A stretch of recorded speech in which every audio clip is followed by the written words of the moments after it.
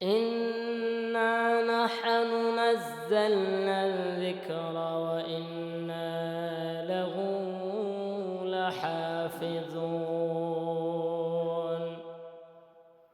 الله أكبر সূরা হিজরের 9 নম্বর আয়াতটা আল্লাহ রাব্বুল আলামিন সূরা হিজরের 9 নম্বর আয়াত নাযিল করে কোরআনুল কারীমকে আল্লাহ তাআলা হেফাজত করবেন। মানে কোরআনকে হেফাজত করার দায়িত্ব কার? আল্লাহর।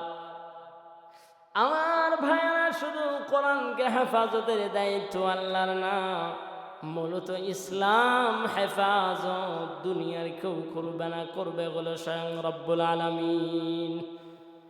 আমার ভাইরা, বর্তমান সময় দুনিয়ার মানুষদের মধ্যে যে জিনিসটা আমরা লক্ষ্য করতে পারছি, মানুষেরা মনে করছে মন চাহে জিন্দেগি কাটায় খুব মজা পাইতেছি। কই, আল্লাহ তো কোনো পাওয়ার নাই, আল্লাহ তো ধরে না।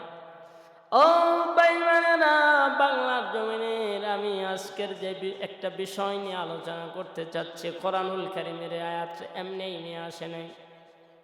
বিষয় হলো, বাংলার জমিনে একজন মুফতি, সাইনবোর্ড লাগানো মুফতি ইমরান বিন বশির, এবং তার সাথে আর একজন নাস্তিক আসাদ নূর এবং মুফতি ইমরান বিন বশির, এই দুই নাস্তিক নামের আগে মুফতিও লাগানো।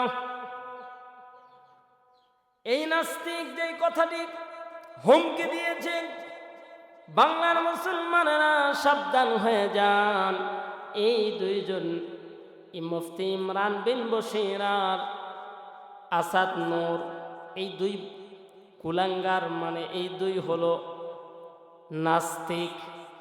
এই দুইজন নাস্তিকের ভিতর মুফতি ইমরান বিন বশির এই নাস্তিক একটা সাক্ষাৎকার দিলেন। তার একটা ভিডিওর মধ্যে দেখলাম সেই ইসলামের সামনে দুর্দিন আসতেছে এরকম বলে হুমকি দিলেন।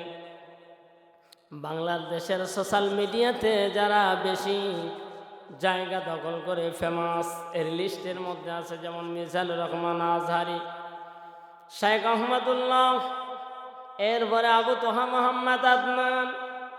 এই তিনজনের নাম বলে আসাদ নূর, তার বন্ধু মুফতি ইব্রাহিম বিন বশির, এই বাচ্চারা বললেন, শোনো, তোমরা এই তিনজন সহ আরো যারা যারা আছো সবাই মিলে ঐক্য হয়ে, তার মনে কিছু দ্বিধা দ্বন্দ্বকর প্রশ্ন। তার মানে আসাদ নূর আমার নবীকে নিয়ে ব্যঙ্গ করেছে, আমার নবীকে নিয়ে গালি দিয়েছে।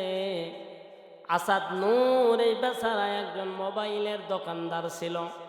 ওই দোকানদার অবস্থায় মোবাইল বিক্রি করত, আর সাথে সাথে নেশাও করত বিভিন্ন আজে বাজে। তার সঙ্গটা বড় খারাপ ছিল। একদিন সাহস করে আমার নবীকে ব্যঙ্গ করে যখন গালি দিল, আমার ভাইয়ারা, আসাদ নূর নামক এই বদমাইশ, এই নাস্তিক, এবং এই নাস্তিকের সাথে মুফতি ইমরান বিন বশির, এই নাস্তিকের নামের আগে মুফতি লাগানো মুফতি ইমরান বিন বশির সাহেব, ইনি বলতেছে, দেখেন, আমাদের এই প্রশ্নগুলির জবাব তথা আমাদের সাথে যদি আপনারা মত বিনিময় করে বসে যদি এগুলোর সমাধান না দেন, তাহলে মনে রাখবেন ইসলামকে হুমকি দিয়ে কথা বলছে। ইসলামের দুর্দিন সামনে আসতেছে, নাউযুবিল্লাহ। আল্লাহ বললেন, ইন্না নাহনু নাযালনা যিকরা ওয়া ইন্না লাহু লাহাফিজুন। এই জিকির নামক কোরআন, ইসলাম বিধান, আল্লাহর দ্বীনকে আল্লাহ নিজেই হেফাজত করবেন।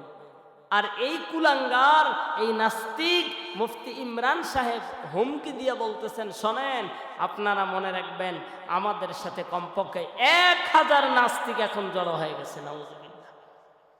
1000 নাস্তিক মিলে এরা জোট করতেছে। এই দুই নাস্তিকের প্রশ্নের জবাব যদি বাংলার জমিনের ওলামায়ে কেরাম না দেন, আমি বলতে চাচ্ছি হলো, বাংলার জমিন থেকে এরা যদি বাংলাদেশে থেকে কথাগুলি বলতো, এদের চামড়া গায়ের সাথে থাকতো না, চামড়া তুলে ফেলতাম আমরা। কিন্তু এরা পালিয়ে ভারতে গিয়ে ভিড় জমিয়েছে, আর ভারতে পেয়েছে তারা আকরা। এখানে ভারতে তাদের নাস্তিকদের আস্থানা। ভারত থেকে তারা এভাবে বিভিন্ন কটাক্ষ করে আজে বাজে মন্তব্য করে আমাদের নবীজির শানে কথা বলেছে। কিসের মুফতি? এরা মুফতি নামের টাইটেলেও আবার নামের সাথে লাগিয়েছে। আমার ভাইয়েরা, এই সকল নাস্তিকদের দাঁত ভাঙা জবাব দেওয়ার জন্য বাংলার জমিনের সকল মুসলমানকে ঐক্যবদ্ধ হতে হবে। মুসলমান ভাই ভাই এখন নবীকে গালি দিয়ে সাহস পাচ্ছে কিভাবে? আমরা যখনই ঐক্য হয়ে যাব, সারা দুনিয়ার কেউ কোনো নাস্তিক এরকম আমরা খুঁজে পাবো না তারা ইসলাম বিদ্বেষী কোনো কথা বলে, নবীজির শানে কথা বলে, নবীকে ব্যঙ্গচিত্র করে।